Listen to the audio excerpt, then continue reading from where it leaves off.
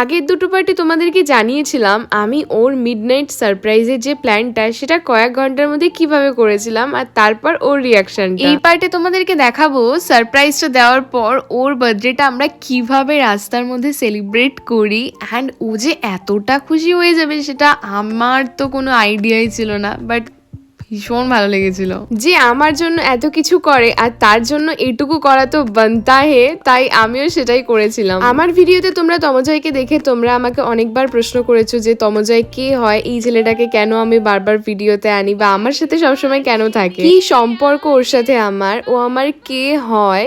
তোমরা আমাকে এই প্রশ্নগুলো অনেকবার করেছো, সেটা কমেন্ট বক্স হোক বা ইনবক্সেই হোক না কেন। অনেকে তো বলেই দিয়েছে যে ওই আমার বয়ফ্রেন্ড। প্রশ্ন তোমরা নিজেরাই করেছো, উত্তর তোমরা নিজেরাই দিয়েছো। আশা করি এক্ষেত্রেও নিজেরাই তোমরা উত্তর পেয়ে যাবে যে ও আমার কে হয় বা কতটা কাছের।